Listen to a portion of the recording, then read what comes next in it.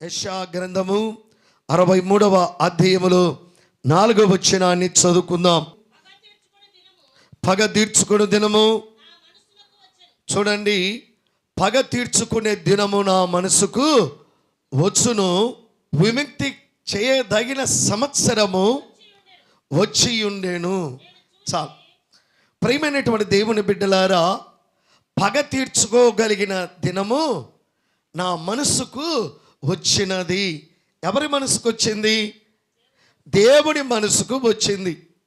ఈరోజు ప్రియమైన దేవుని బిడ్డలారా, 3 ప్రాముఖ్యమైనటువంటి విషయాలు మీ ముందు ఉంచాలని నేను ఆశపడుతున్నాం. వాక్యం సెలవిస్తుంది, జీవం కలిగిన ఉగ్రత భూమి మీదకి రాబోతుంది. దేవుని శాపము, దేవుని శిక్ష భూమి మీదకి రాబోతుంది. ఇంకెన్నో ఘోరమైనటువంటి పరిస్థితులు చూడబోతున్నాం. యుగాంతములో యుద్ధాలు చూస్తూ ఉన్నాం. యుగాంతములో ప్రియులారా, ఇదిగో భూకంపాలు చూస్తున్నాం. యుగాంతములో భయంకరమైనటువంటి సంఘటనలు భూలోకములో జరుగుతున్నవి. ఇవన్నీ కూడా విస్తరించడానికి కారణము ఒక్కటే, పాపము. లోకములో పాపము, ద్వేషములో పాపము విస్తారంగా విస్తరించబడింది. ఎక్కడ చూసినా పాపమే, ఎక్కడ చూసినా కూడా దుర్మార్గమే, ఎక్కడ చూసినా కూడా దుష్టత్వమే. ఏంటంటే మన భారతదేశంలో యూపీలో జరిగిన సంఘటన, కొంతమంది సాధులందరూ ప్రియులరా బట్టలు లేకుండా బిత్తలుగా వెళ్ళిపోతూ ఉన్నారు భక్తి చేస్తూ. అంటే లోకములో పాపము విస్తరింపబడినట్లుగా మనం చూస్తూ ఉన్నాం. ఈరోజు అమెరికా దేశం కాలిపోయింది. రేపు ఏ దేశం కాలిపోతుందో ఓ సహోదరుడు, ఆ సహోదరి జాగ్రత్త. రేపు ఏ దేశం మీదకి ఉగ్రత రాబోతుందో. చూడ్డానికి పచ్చగా ఉన్నాయి కొండలు, చూడ్డానికి పచ్చగా ఉన్నాయి చెట్లు, చూడ్డానికి సముద్రం ఉంది, చూడ్డానికి ప్రకృతిలో అన్ని బాగున్నాయి. అయితే కారు చిచ్చు వచ్చింది. మొత్తం 35,000 ఎకరాలు ఇదిగో కాలిపోయినాయి. ఆ దేశంలో, అమెరికా దేశంలో కొండలు గుట్టలు, ఇదిగో 13,000 కుటుంబ ఇళ్ళు నాశనమై మషి అయి మాడిపోయాయి. కారణం ఏంటిదో తెలుసా? కారణం ఏంటిదో తెలుసా? ఒకటే, పాపము ఎక్కువైపోయి. మొన్న కాన్ఫరెన్స్లో అమెరికా దేశం నుండి ఒక దైవజనుడు అంటున్నాడు, అమెరికాలో విస్తారమైన పాపం ఉంది అంటున్నాడు. మా దేశంలో పాపం ఉంది, మా దేశంలో విపరీతమైన పాపము కలిగి ఉంది. అందుకనే దేశం ఏమైపోతుంది, పాడైపోయినట్లుగా మనం చూస్తూ ఉన్నాం. పాపము మనుషుడు చేస్తే వాక్యము సెలవిస్తుంది, ఇదిగో దేవుని యొక్క మాటలో మనం చూస్తే, పగ తీర్చుకున్న దినము నా మనసుకు వచ్చును. దేవుని మనసుకు పగ తీర్చుకోగలిగిన సంఘటన ఎప్పుడు వస్తుందో? నీ ప్రవర్తనను బట్టి, నీ స్థితిని బట్టి, నీ జీవిత బ్రతుకును బట్టి ప్రియులారా, దేవుని యొక్క సన్నిధిలో ఏం కలుగుతుంది? ఉగ్రత దినము రాబోతుంది. జనవరి 2వ తేదీ నుండి 3వ తేదీ 4వ తేదీ మధ్యలో ప్రియులారా, అమెరికా దేశము కాలిఫోర్నియా అనేటువంటి ప్రాంతంలో ఒక కాన్ఫరెన్స్ జరిగింది. ఈ కాన్ఫరెన్స్కు వచ్చిన వాళ్ళు ఇదిగో అనేకమైనటువంటి సినీ తారలు, నటులు, పెద్దలు, బిజినెస్ మ్యాన్స్, ఏంటండి కోట్లకు పడిగెత్తగలిగిన అనేకులు వచ్చారు. అనేకులు వచ్చి స్టేజ్ మీద కూర్చొని ఉన్నప్పుడు అక్కడ ఉన్నటువంటి వర్తకులు కొంతమంది అడిగారు, దేవుని గురించి కొన్ని మాటలు చెప్పండి అన్నారు. ఎవరి గురించి? ఎవరి గురించి అమ్మా? దేవుని గురించి కొన్ని మాటలు చెప్పంటే అందరూ ప్రియులారా దేవుణ్ణి ఏం చేశారంటే హేళన చేశారు, ఏదాలి చేశారు. అందులో ఒక నటి లేచి ఇదిగో ఆమె అంటుంది, ఏమనంటే God is zero, God is zero అంటే దేవుడు 0, మేము ఐ యామ్ ద హీరోస్ అన్నది. ఆమె ఎవరంట? హీరో అంట. దేవుడు ఎవరంట? జీరో అంట. జీరో అని 2 రోజులకే ప్రియులారా కాలిఫోర్నియా దేశము మాడి మషి అయిపోయింది. దేవుడు లేడని దేవుని దూషించిన, దేవుని విషయంలో నిర్లక్ష్యం చేసిన ఓ చెల్లి, తమ్ముడు, ఒక దినం ఉగ్రత దినం రాబోతుంది, జాగ్రత్త. ప్రపంచంలోకి ఎన్నో ఇంకా భయంకరమైన పరిస్థితులు రాబోతున్నాయి. ఇదిగో అనేకమైనటువంటి కార్యాలు జరగబోతున్నాయి. ఇంకా జరగబోయేటువంటివి దేశం మీదకి దేశము, ఇదిగో రాజ్యం మీదకి రాజ్యము, అనేకమైన కార్యాలు జరగబోతున్నాయి. యుద్ధాలు నేటికి జరుగుతూనే ఉన్నాయి. యుద్ధాలు జరుగుతూనే ఉన్నాయి. ఏంటండి, ఒక దేశం కాలిపోయింది. ఎన్ని రోజులు తెలుసా? నిన్నటి వరకు కాలిపోతూనే ఉంది. ఈరోజు విషయం నాకైతే తెలీదు ప్రియులరా, నేను న్యూస్ చూడలేదు. ఏంటండి, ఆ దేశమంతా కాలిపోయింది. కాలిపోతే రెండు అద్భుతమైన సంఘటనలు జరిగాయి. ఒకటి, అన్నీ కాలిపోయాయి, ఒక మందిరము చర్చి కాలిపోలేదు. గట్టిగా ప్రభునామానికి ఘనపరుస్తూ చప్పట్లు కొడదాం. ఏంటండి, మందిరం ఏమైంది? నా దగ్గర అన్ని పిక్చర్స్ ఉన్నాయి ప్రియులరా. అంటే అనేకమైనటువంటివి ఆ వచ్చిన క్లిప్పింగ్ ప్రపంచమంతా ఒకటే అలసడి కలిగినట్లుగా ఇదిగో అనేకంగా వచ్చాయి. అందులో ఇంకొక సత్యం ఏంటిదంటే, ఒక విశ్వాసి ఇల్లు అలాగే ఇదిగో కాలిపోకుండా స్థిరముగా ఉంది. అతడు ఏడుస్తూ ప్రియులారా ఒక సాక్ష్యం ఇచ్చాడు. ఏంటిదంటే, దేవుడు నన్నును నా కుటుంబాన్ని సంరక్షించి ఈ అగ్గితి ఆహుతి కాకుండా మమ్మల్ని కుటుంబాన్ని ఒక్కటే రక్షించాడు. దేవుని స్తోత్రం కలుగునుగాక. ప్రియమైన దేవుని బిడ్డ, నువ్వు నిజమైన విశ్వాసివైతే, నువ్వు భక్తి కలిగిన దేవుని బిడ్డగా ఉంటే, నువ్వు జీవం కలిగిన దేవుని రుచించి దేవుని యొక్క సన్నిధిలో నిజమైన భయభక్తులు కలిగి జీవం కలిగిన దేవుని కొరకు ఉంటే, ఈ లోకమంతా కాలిపోయినా నిన్ను ఒక్కరిని దేవుడు బ్రతికిస్తాడు. దేవుని స్తోత్రం కలుగునుగాక. నమ్ముట నీ వంతైతే నమ్మిన వారికి సమస్తము సాధ్యమే. అందుకనే వాక్యం సెలవిస్తుంది. ఈ మాట చదివినప్పుడు నాకు అనిపించింది ఏంటిదంటే, పగ తీర్చుకోగలిగిన దినము నా మనసుకు వచ్చును. దేవుని మనసుకు ఎప్పుడొస్తుంది? యోబులో ఒక మాట అంటాడు, ఒకసారి చెప్తాను, 2 సార్లు చెప్తాను, 3 సార్లు చెప్తాను. ఏంటండి, 1 మారు పలుకుతాను, 2 మారు పలుకుతాను, 3 మార్లు పలుకుతాను, 4వ మారి దేవుడు నీ జీవితంలో పలకడు. నువ్వెంత ప్రార్థన చేసినా నిరర్థకమై పోతుంది ప్రియులారా. అందుకని ఆ దినము ఆ గడియ రాకమునిపే నేను అనుకుంటూ, ఇప్పుడు ప్రపంచం అనుకుంటుంది బాగున్న దేశమే సొదమ గొదమ పట్టణం వల్లే కాలిపోతే రేపే పట్టణం కాలుతుందో, అందులో ఏ దేశం ఉందో అందులో మన దేశం ఉందేమో జాగ్రత్త. ఏంటంటే, ఏ ప్రాంతం ఉందేమో జాగ్రత్త. మనకి ఏమి లేదులే, చీకు లేదు, చింత లేదు, ఏమి లేదు అని నువ్వు అనుకోవచ్చు ప్రియులారా.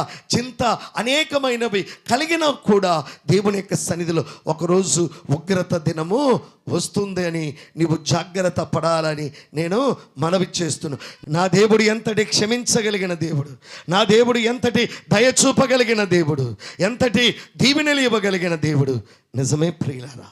అయితే నీవు చేస్తున్న పాపము ఒక రోజున అడ్డుకట్టగా ఉండి నువ్వు రక్షింపబడి దేవుని బిడ్డగా మారి దేవుని యొక్క నీతిని అనుసరించక మారు మనసును విసర్జించి నీ ప్రవర్తనలో మార్పు లేకపోతే ఒకరోజు దేవుని మనసులోకి ఏమొస్తుంది? దేవుని మనసులోకి ఏమొస్తుంది? నేను పగ తీర్చుకోవాలని వస్తుంది. దేవుడే మనుషులను సృజించాడు, దేవుడే మనుషులను ప్రేమించాడు. దేవుని స్వరూపంలోకి మార్చబడిన ఓ మనుష్యుడా, నువ్వు దేవునికి ఆరాధించగలిగిన దేవుని బిడ్డగా ఉండి దేవుని పక్షంగా ఉండి నువ్వు దేవుని విసర్జించి దేవుడు లేలే అని నీ ఇష్టానుసారమైన జీవితాన్ని ఎంచుకొని ఈరోజు ఒకడు తాగుడుబోతుగా, ఒకడు తిరుగుబోతుగా, ఇదిగో ఒకడు వ్యభిచారిగా, ఒకడు ఇదిగో అనేకమైన కార్యాలు చేస్తున్నటువంటి రీతుల్లో ఉంటున్న జీవితాలు ప్రియులారా. మొన్నటి దినాన ఒక బాలీవుడ్ హీరో బాంబేలో పండుకొని ఇంట్లో నిద్రపోతున్నాడు. 2 వ్యక్తులు ఇంట్లోకి వెళ్ళారు. 3 రోజులైంది జరిగి, 3 రోజులు 4 రోజులు అయింది. ఏంటంటే, ఇంట్లోకి వెళ్ళి నిద్రపోతున్న వ్యక్తిని లేపి డబ్బులు, ₹1,00,00,000 డబ్బులు అడిగాడు. ₹1,00,00,000 డబ్బులు అడగకపోతే విచ్చలవిడిగా కత్తితో ఎక్కడ పడితే అక్కడ మొత్తం వాడిని పొడి చేసి పారిపోయారు. ఎట్లో ఎన్నమ్మకు ఉన్నటువంటి కత్తిని డాక్టర్స్ తీసివేయగా వాడు బ్రతికాడు ప్రియులారా. ఏంటండి, మనుషులు ఏమైపోతున్నారు? పట్టపగలు హైదరాబాద్ పట్టణంలో ఏంటండి, ఒక ₹1,00,00,000 విలువగలిగిన కారు వేసుకొని వచ్చారు దుండగులు. కోట్లకు విలువైన కారు, బయట కారు ఆపారు, దోపిడికి బ్యాంకులోకి వెళ్ళారు. కత్తులు చూపించి, తుపాకులు చూపించి ₹1,00,00,000 దోచుకొని ప్రియులరా జబర్దస్తిగా దాంట్లో నుంచి వెళ్ళిపోతున్నారు. ఎంతటి దుర్మార్గమైన రోజులు వచ్చాయి, ఎంతటి ఘోరమైన పరిస్థితులు వచ్చాయి. ఒక మనుష్యుడు బయటికి వెళ్ళాలంటే భయము, ఒక మనుష్యుడు ఇంట్లో పండుకోవాలంటే భయము. అంతటి ఘోరమైన పరిస్థితుల్లో ఉండగలిగిన ఓ చెల్లి, తమ్ముడు, జీవం కలిగిన దేవుని వైపు మనసు పెట్టి, అమ్మా, జీవం కలిగిన దేవుని యొక్క సన్నిధిలో నీ జీవితాన్ని మార్చుకొని, బ్రతుకును మార్చుకొని, దేవా నీవు నాకు కావాలి అయ్యా, ఇదిగో మరొక సంవత్సరం ఇచ్చావు. సంవత్సరాలకు దేవుడిచ్చిన ఒక ఆశీర్వాదకరమైనది ఏంటిదంట, ఇదిగో విముక్తి చేయదగిన సంవత్సరము వచ్చియుండును. విముక్తి అనగా అన్నిటినీ విడిపించగలి శాంతిని ఇవ్వగలిగిన సంవత్సరం. నేను అనుకున్నాను 25 బాగుంటుందిలే అని. ఒకవేళ ప్రపంచానికి బాగలేకపోవచ్చు, మన భారతదేశానికి బాగలేకపోవచ్చు, లేకపోతే లోకంలో ఉండగలిగిన ప్రజలకు బాగలేకపోవచ్చు. జీవం కలిగిన దేవుని నమ్ముకున్న అన్ని సంవత్సరాలు మాకు బాగానే ఉంటాయి. దేవుని స్తోత్రం కలుగునుగాక. ఇలా చెప్పగలుగుతావా? ఇలా నువ్వు చేయగలుగుతావా? ప్రియమైన దేవుని బిడ్డ, గత సంవత్సరం బాగున్నదండి, ఈ సంవత్సరము బాగలేదు. ప్రతి సంవత్సరం బాగుంటుంది. నీవు నీ జీవము కలిగిన దేవుని ఎదుట దేవుడి నీకు ఇచ్చిన వాగ్దానాన్ని ఇదిగో నీవు హృదయంలో ఉంచుకొని దేవుని బిడ్డగా మారి పరిపూర్ణత కలిగి ఉంటే ప్రియులారా, దేవుని యొక్క దీవెనలు నీ జీవితంలో పొందుకుంటావనే సత్యాన్ని జ్ఞాపకం ఉంచుకోవాలి. ఈరోజు ప్రియులారా, 3 విషయాలు. ఎందుకు దేవుడు పగ తీర్చుకుంటాడు? పగ తీర్చుకోకుండా ఉండడానికి మనుషుడు 3 పనులు చేయాలి. అప్పుడు నీ కుటుంబం మీదికిని, నీ దేశం మీదికిని, నీ మీదికిని ఏమి రాదు? దేవుని ఉగ్రత రాదు, దేవుని కోపము రాదు. చాలామంది మూర్ఖులు అంటున్న మాట, తెలివిహీనులు అంటున్న మాట ఏంటిదంటే, దేవుడు అనే వానికి కోపం వస్తుందా అని. దేవునికి మనుషులకే కోపం వచ్చినప్పుడు ప్రియులారా, జీవం కలిగిన దేవునికి మనుషులను తయారు చేసి, జీవాన్ని ఇచ్చి, ప్రాణముని ఇచ్చి, సృష్టిని ఇచ్చి, ఇదిగో పంచభూతములు నీ కొరకే తయారు చేయబడి, ఇదిగో ఆకాశమును కలగజేసి, భూమిని కలగజేసి, అందులో మనుషులను ప్రత్యేకంగా వచ్చి అన్ని నీ దగ్గరికి తీసుకొని వచ్చి నేను ఎంతగానో ఆశీర్వదించి బలపరిచి, ఇదిగో దేవుడు అన్ని ఈవులు ఇచ్చి నిన్ను సుఖముగా ఉండడానికి ప్రయత్నం చేస్తుంటే, దేవుని మర్చిపోగలిగిన నీ జీవితంలో దేవునికి స్థానం ఇవ్వకపోతే, స్థానము ఇవ్వకున్న దేవునికి ఏమొస్తుంది? కోపము రావడము. ఏంటండి ఇది? క్రమం అంటామా, అక్రమం అంటామా? ఏమ్మా, దేవునికి ఏమొస్తుంది? ఒక తప్పు చేస్తే, నీ బిడ్డ తప్పు చేస్తే తల్లికి ఏమొస్తుంది? ఏంటంటే ఈరోజు కోపం వచ్చి తల్లులు బిడ్డలు ఏం చేస్తున్నారు? చంపేస్తున్నారు. భార్య కోపం వచ్చి ఏం చేస్తుందంట? ఏంటండి మొన్నటి దినాన, నిన్న 2 రోజులు, నిన్ననో అంతే అనుకుంటానండి, ప్రియమైన దేవుని బిడ్డలారా, భర్తను తాడిపత్రి పట్టణంలో పట్టపగలు భర్త వెళ్ళి భార్యను గొడ్డలతో నరికి వాటకొలతో చంపేశాడు. నిన్న మధ్యాహ్నం జరిగింది తాడిపత్రిలో. ఏంటంటే ఒక స్త్రీ ఒక 2 రోజుల కిందట ఒక స్త్రీ భర్తను ఇదిగో చంపేసింది. ఎలా తెలుసా? బయటికి ఈడ్చుకొని వచ్చి అందరూ చూస్తూ ఉండగా ఉడితారులాగా వేసి గట్టిగా బిగించేసి పబ్లిక్లు అందరూ చూస్తున్నారు, భార్య భర్తను చంపేసింది తాడుతూ. ఏంటండి, మనుషులకే కోపం వస్తుంటే జీవం కలిగిన దేవునికి కోపము రాదా? కోపము రాకపోతే ఆయన దేవుడు ఎలాగవుతాడు ప్రియులారా? అంటే నువ్వు పాపం చేస్తూ ఇష్టానుసారమైన జీవితాన్ని చేస్తూ ఉంటే నా దేవుడు చూస్తూ ఊరుకుంటాడా? రోషం కలిగిన దేవుడు, జీవం కలిగిన యేసుప్రభు ఒకరోజు ఆ ఉగ్రత దినము రాకమునుపే నీ జీవితాన్ని చక్కబెట్టుకొని, నీ బ్రతుకును చక్కబెట్టుకొని జీవం కలిగిన దేవుని ఎదుటకు వచ్చి, దేవా అట్టి పాప స్థితి నుండి నన్ను తప్పించుమని ప్రార్థన చేస్తే ప్రియులారా, దేవుడు నీ ప్రార్థన విని కనికరించి దేవుడు నిన్ను ఆశీర్వాదకరంగా మార్చడానికి దేవుని కృపను నువ్వు పొందుకుంటావు. దేవునికి స్తోత్రం కలుగునుగాక. ప్రియమైనటువంటి దేవుని బిడ్డలారా, ప్రియ సంగమా, ఒక్కసారి ఆలోచించాలి. 3 ప్రాముఖ్యమైన విషయాలలో మొదటిది మనం చూద్దాం. రండి ప్రియులారా, దేవుని ఉగ్రత నుండి తప్పించబడాలంటే ఒక మనుష్యుడు చేయవలసిన ప్రాముఖ్యమైనటువంటిది ఏంటిదంటే, ఇదిగో ఆ మనుష్యుడి జీవితంలో ప్రాయశ్చిత్తం ఉండాలి. ఏముండాలి? ప్రాయశ్చిత్తము ఉండాలి. చేసిన పాపానికి బలిస్తే పోదు, చేసిన పాపానికి ఎక్కడికో మునిగితే పోదు. ఈరోజు కోట్ల మంది మునుగుతున్నారు ఉత్తరప్రదేశ్లో ప్రియులారా, కోట్ల మంది ప్రజలు. ఏంటండి? మునుగుతే పాపాలు పోవు. ఏంటండి? దేవుని యొక్క సన్నిధి. నీ పాపము క్రీస్తు రక్తంలో కడగబడితే నీ పాపం పోతుంది. ఏంటండి? కడగబడాలి. ప్రభు బిడ్డలుగా దేవుని యొక్క సన్నిధిలో యోగ్యమైనటువంటి కృపలలో ఉన్నట్లుగా లేఖన భాగాలు మనం చూడగలుగుతున్నాం. రండి ప్రియులారా, యెషయా గ్రంథము 6వ అధ్యాయము 3వ వచనం నుండి చదువుకుందాం. వారు సైన్యములకు అధిపతి అయిన యెహోవా పరిశుద్ధుడు, పరిశుద్ధుడు, పరిశుద్ధుడు, సర్వలోకము ఆయన మహిమతో నిండి ఉండదని గొప్ప స్వరముతో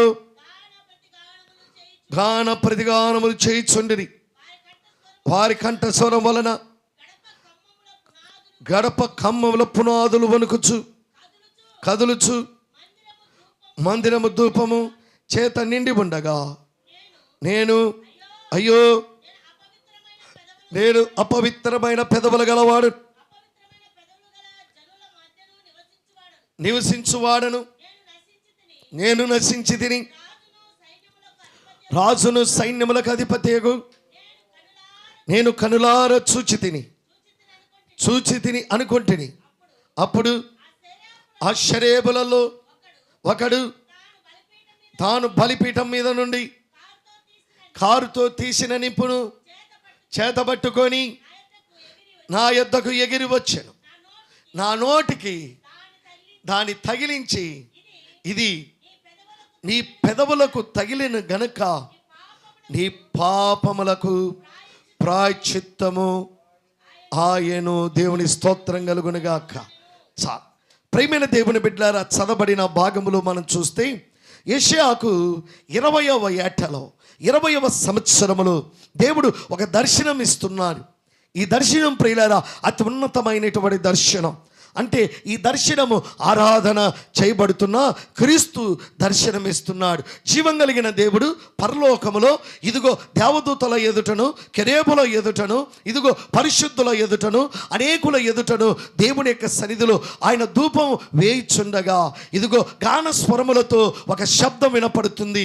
ఈ కనులారా జీవం కలిగిన దేవుణ్ణి ఇదిగో యెషయా చూస్తున్నాడు. ఆ ధూపము నుండి చూస్తుండగా దేవుడు ఆరాధించబడుతున్నాడు. ఆరాధనకు యోగ్యుడు, ఆరాధనకు పూజ్యుడు, ఆరాధనకు మహనీయుడైనటువంటి జీవం కలిగిన ఆ నజరేతైన యేసు ఇదిగో ఆ దేవదూతలందరూ పరిశుద్ధుడు, పరిశుద్ధుడు, పరిశుద్ధుడు అని గాన ప్రతిగానములతో స్తుతింపబడుతున్న ఆ స్వరమును యెషయా విన్నాడు.